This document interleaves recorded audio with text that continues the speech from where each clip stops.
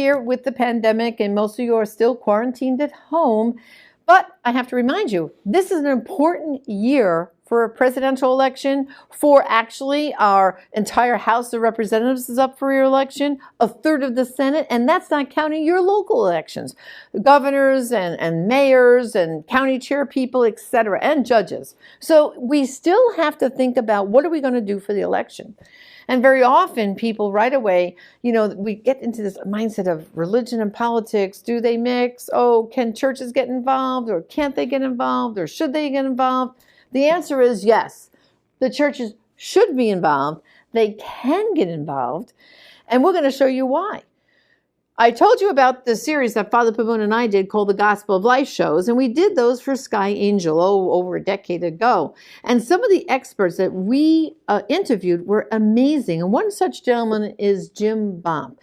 He's an advisor for us at Priests for Life and the National Right to Life and other pro-life organizations. He's a legal attorney for decades, has been studying tax law, and just has been even in the Supreme Court defending pro-life groups and et cetera.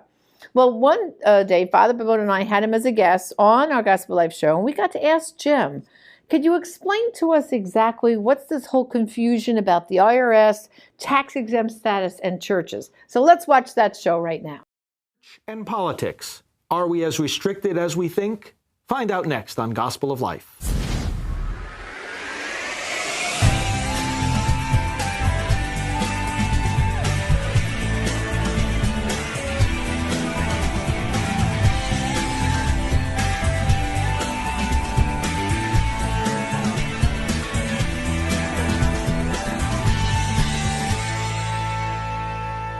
Hello, I'm Reverend Frank Pavone, Director of Gospel of Life Ministries. Welcome to our program. I'm joined by Janet Morana, our Associate Director. The purpose of this program is very simple, to let you know that the church can do a whole lot more than most of us think it can when it comes to politics and elections. And there's a lot that is not getting done simply because we tie ourselves up in knots of our own making, fears, misunderstandings of the law, and unfortunately we're subject to some pretty bad advice that's going around being given to pastors and bishops and churches regarding what the law says about what we can do. In this segment, besides the conversation that Janet and I will have, you will hear and see a clip from the nation's foremost expert on this area of tax law, James Bopp, who is legal counsel for such groups as National Right to Life and also assists us at Gospel of Life Ministries with his legal expertise. So, Janet, we have seen across the country so many pastors thinking that they cannot say things about abortion just because it's a political issue. And, of course, we're not just talking to pastors here. We're talking to the average Christian in the pews, because this affects them, too, and they can bring this message back to those who are running these churches. That's right. And first of all, like you just said, the average Christian in the pew, well, certainly, while the pastor can't get up in the pulpit and endorse a specific candidate, the people in the pews certainly can. And should. And should. And if you know that this is a pro-life candidate running for office, well, for goodness sakes, at your next prayer group meeting, bring it to everyone's attention, or at choir practice. Don't be silent. You have a right to go out there and say those things. But with the pastors, they think they have to skip the subject altogether. There's no reason why they can't get up in that pulpit and talk about the fact that abortion and euthanasia are the primary issues when looking at a candidate. And we have, two candidates running, and I'm asking you to do your homework, brothers and sisters, and look to see where your candidate stands on these life issues. Well, let's take, for example, what you just said, all right? A pastor says that. The difference here is between issue advocacy and candidate advocacy. Now, there is a very clear prohibition on the part of for churches who are tax exempt to actually get up in the pulpit and say, I endorse John Smith, vote for him in the next election. But that's clear. I mean, you don't wonder whether you've said it or not. You know what I mean? If you're going to get up and say, and vote for John Smith in an election, you're not going to later on say, did I really say that, or did I not say that, or did I maybe say that? It's clear cut. It's straight and straightforward.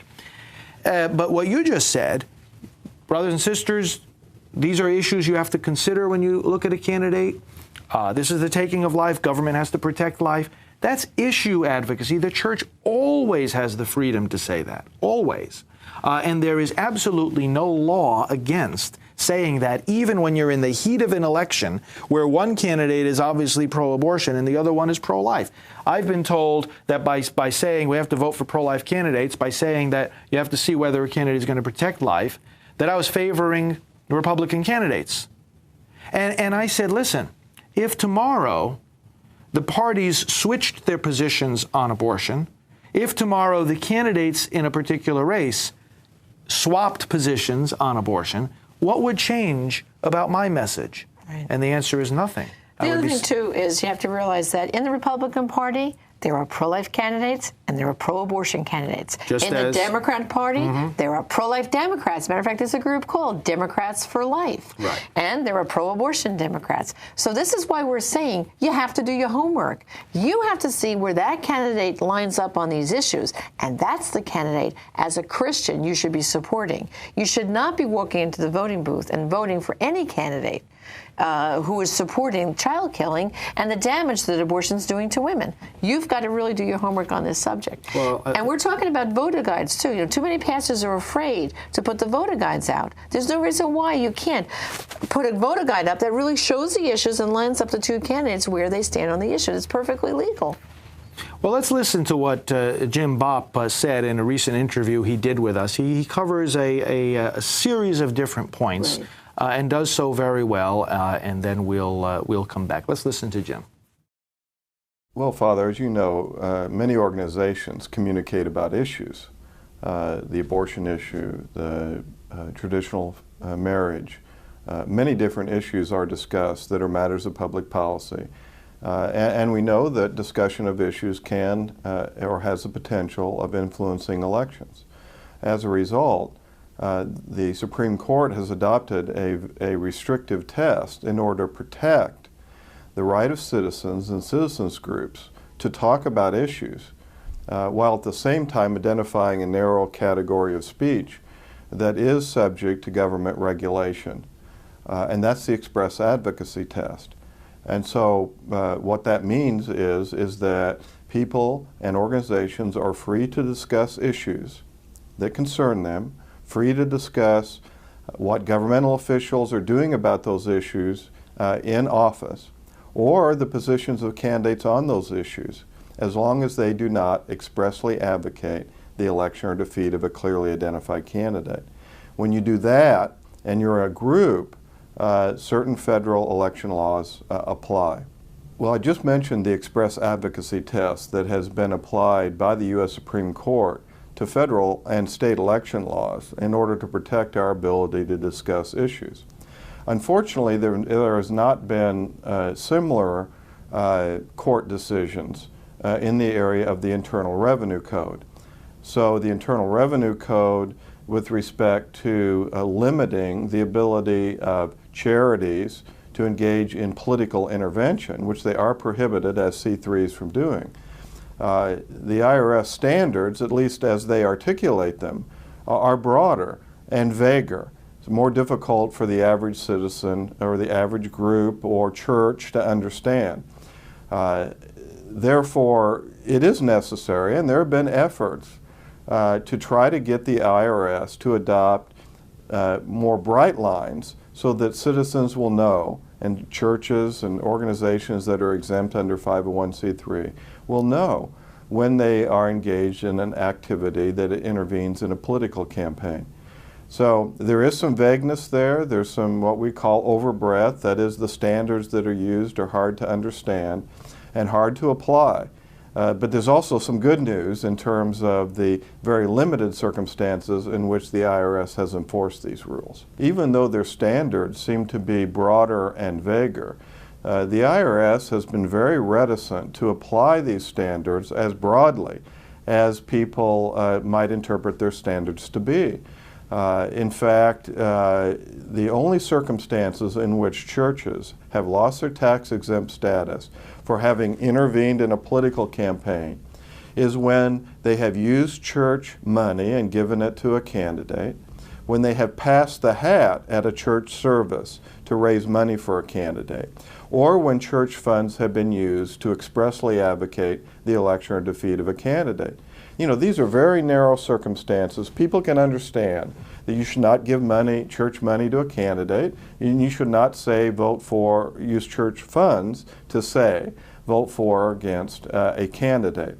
So these are really the narrow circumstances when the IRS has actually sought to enforce its political intervention rules. There's a lot of activities that churches can do that really the enemies of people of faith try to intimidate churches from participating in. Things like discussing the abortion issue in the context of an election, or having a public official come to a church service or a candidate be introduced or speak, of course, without the candidate being endorsed, or distributing nonpartisan voter guides where the positions of candidates are simply explained. All of these activities are ones that are well protected under the First Amendment. In no case has the IRS removed the tax-exempt status of any church for having engaged in these activities. But they are activities that people who are the enemies of people of faith, who want to preclude people of faith from participating in our democratic process, often try to get churches not to do. That's really not justified. The Catholic Church generally has taken a very restrictive view on what is allowed in terms of candidates and issues and activities associated with the Catholic Church. Some people fear that if there would be one priest in one parish that would do something that the IRS would consider to be political intervention, that the entire Catholic Church would have its tax-exempt status removed. I think this fear is really unjustified. The IRS takes a very restrictive enforcement view of the circumstances in which they will pursue political intervention. And the idea that the entire Catholic Church would have its tax-exempt status removed, I just think is beyond the pale. A Catholic priest in a pulpit, or any minister in a pulpit, has quite a wide range of things that they could talk about in the context of elections. Certainly, a Catholic priest could discuss important moral issues and what is the appropriate position that people should have on those moral issues. It would be appropriate to discuss the positions of candidates on issues and whether or not they comply with the position of the Church, whether or not public officials in their conduct in office have acted in a way consistent with the teachings of the Church.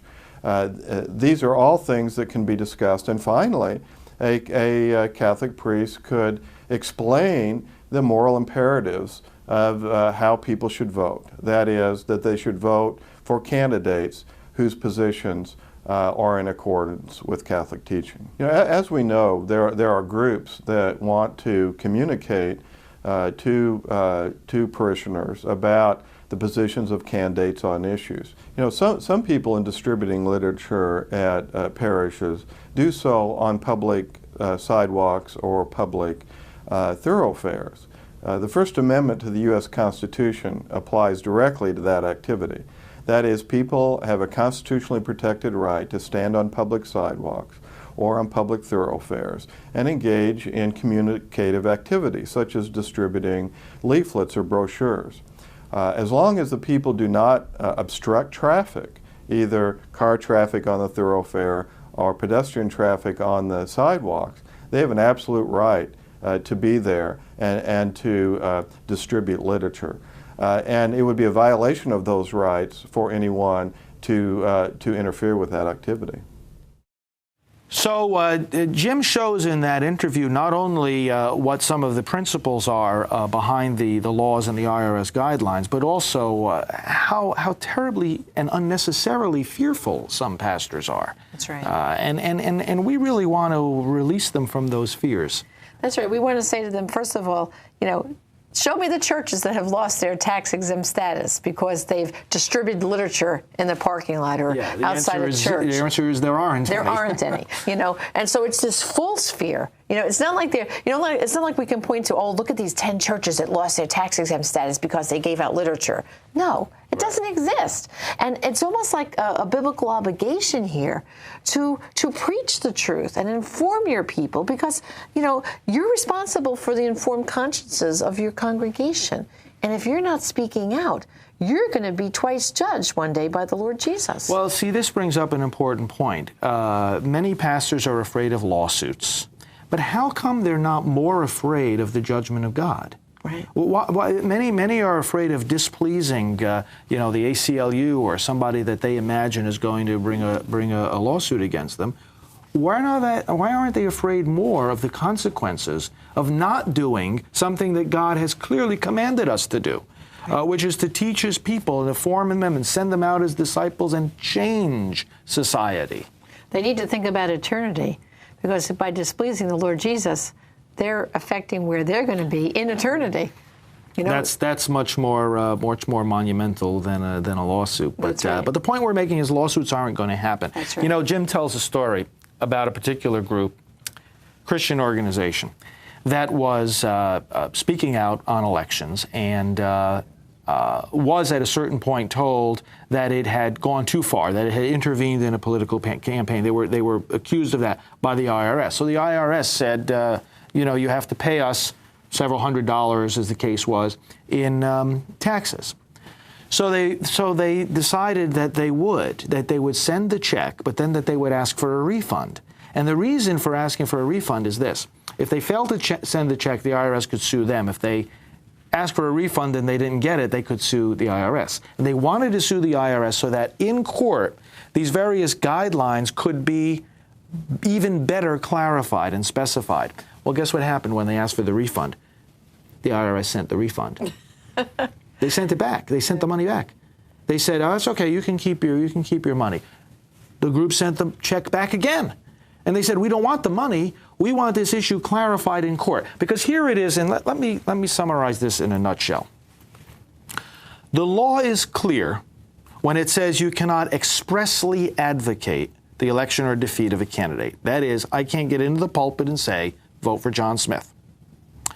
The IRS guidelines are vaguer. They say, well, it depends on the facts and the circumstances, which means I could give a homily today and not endorse a candidate, and then someone tomorrow or 6 months or a year down the road says, by the way, in that homily, because of the circumstances, because it was close to an election, because these issues were being debated, we think that you intervened in the campaign. We think that you transgressed the law.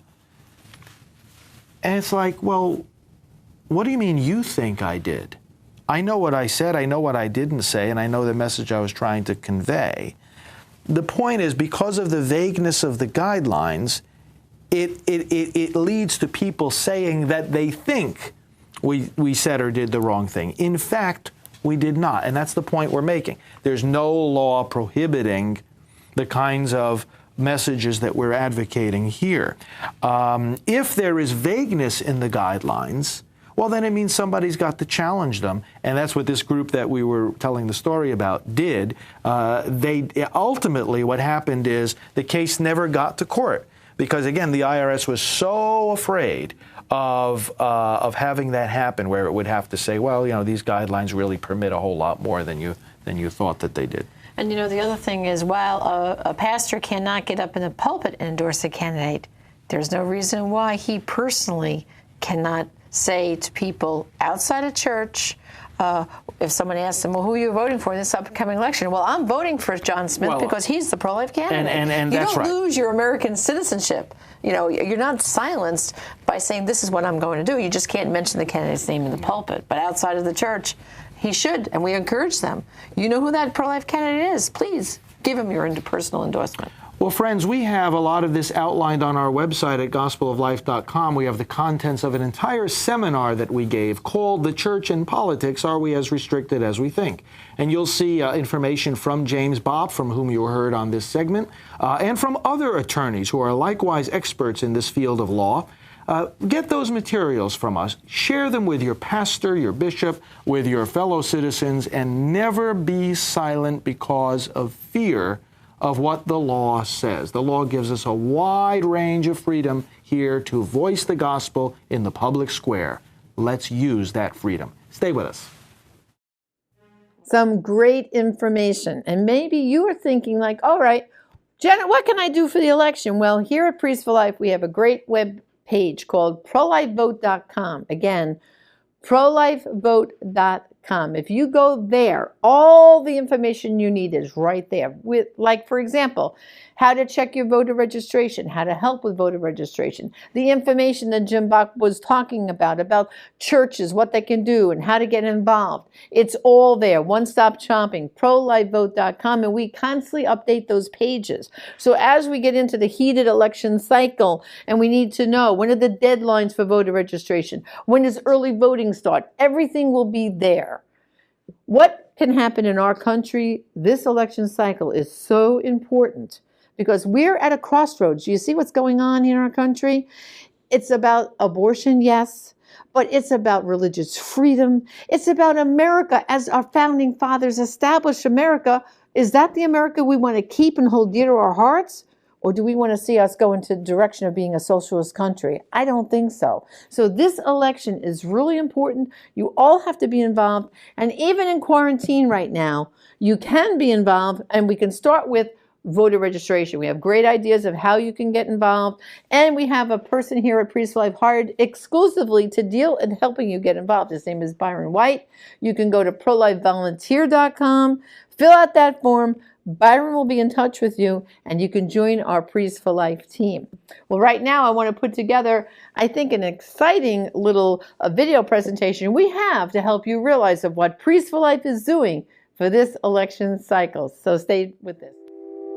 Priests for Life has leading influence in two areas of the elections, the Catholic vote and the pro-life vote.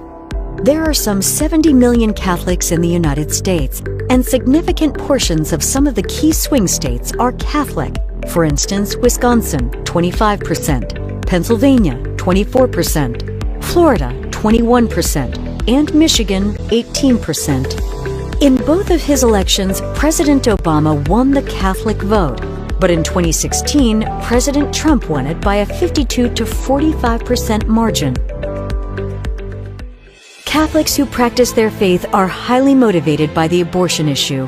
Moreover, statistics show a significant portion of voters overall placing high importance on this issue, and among those who do, voting pro-life by a 2-to-1 margin. Father, I think that when we do see the final vote, the real truth someday, maybe not in our earthly world, but in the next one, we'll find that you won the presidential election, Father.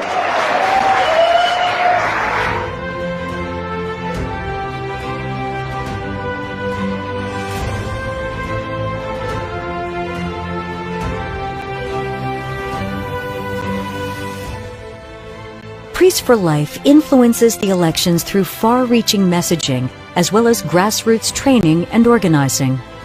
And if a public servant cannot tell the difference between serving the public and killing the public, they do not belong in public office.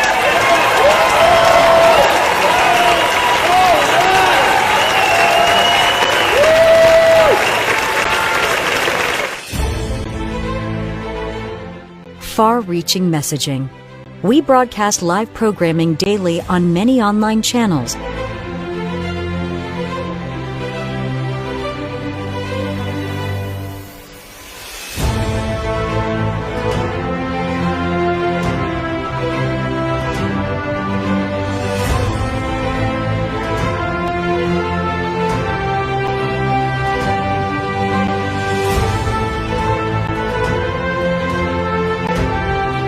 Daily radio spots on multiple networks, and TV shows several times weekly on the world's largest Catholic media outlet, EWTN, reaching some 95 million homes just in the USA.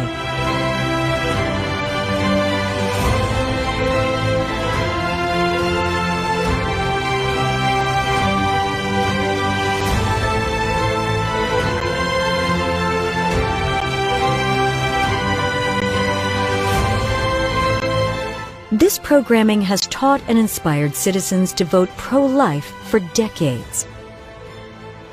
2 books by Father Frank Pavone have been part of this messaging. Proclaiming the Message of Life, giving clergy preaching aids from the readings for every Sunday of the year, and Abolishing Abortion, which contains an extensive section speaking about how much more free the church is to speak about politics than most pastors think it is. In the present climate of President Trump, of course, the churches have even less reason to be afraid to speak out.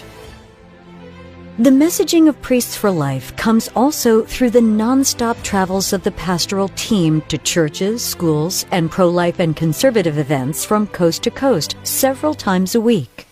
The team is comprised of powerful voices such as evangelist Alveda King, Dr. Teresa and Kevin Burke, founders of Rachel's Vineyard, and Janet Morana, co-founder of Silent No More.